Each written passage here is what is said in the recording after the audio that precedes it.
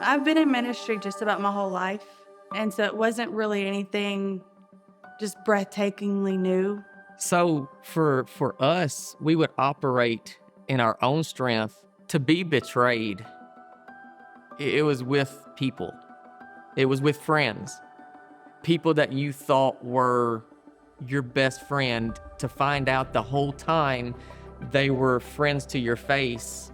They were behind the scenes trying to get rid of you. Giving somebody your heart in love and then watching them crush it had to be the worst thing ever. And it impacted us both so much in ministry that we wanted out and never wanted anything else to do with ministry. It was just, we didn't even want to go to church.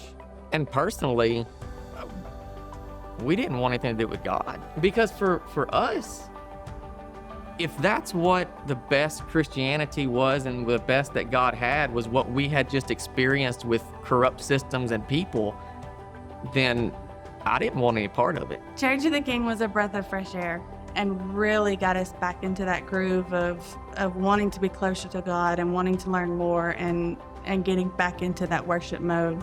Like when we walked in Church of the King the first time, I remember we walked in the back row, and I remember there was an older couple sitting right in front of us, and in the middle of worship, he turns around and looks at me and says, "I don't know why God wanted me to do this at this particular time, but he wanted me to tell you my name, and we're glad that you're here." Right after that, Tabatha goes to another service by herself because I still wasn't convinced yet. I'm like, And I went back and told Kevin, this is home. We came out of ministry. My dad had been in ministry for 30 years. And so to see us live in the same community as them and go to a church somewhere else was hard on my family. And so one day my dad came to me, and through tears, he said, "Kevin, I'm struggling and I really need help. I really want to bring the church further than where they are, but I can't do it alone." So for us, it was, leaving a church that we loved and a pastor that we loved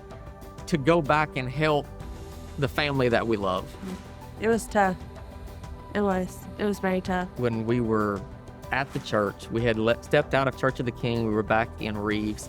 And I remember me and Tabatha talking like, man, we just miss Church of the King so much. And then the Hurricane Laura hit.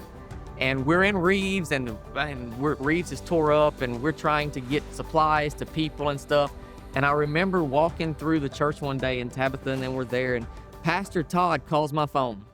And I'm like, look who it is. And so I answer it, and it was so short and sweet. It was like, "Hey man, are y'all okay?" And I'm like, "Yes." And he said, "Well, look, I'm going to be sending supplies to you guys to give out and stuff, and we need to reconnect." And so through that, we reconnected, and we began to talk about, man, I really wish we could do ministry where we are, but with you guys. And Pastor Todd said, "Well, why can't we?" And so we began to do, strategic partnerships. And then one day I remember asking Pastor Todd, I'm like, "Okay, this is great. What about if we just took it another step?" And Pastor Todd said, like, y'all be a campus? And I said, that's it.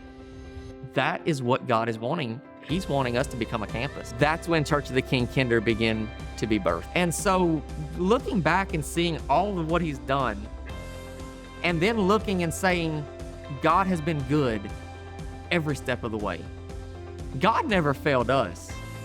We just stepped away from God. And the next thing you know, within less than a year, we have moved 2 locations and purchased our 3rd and final location, and are going to be hopefully getting in that by the end of 2024.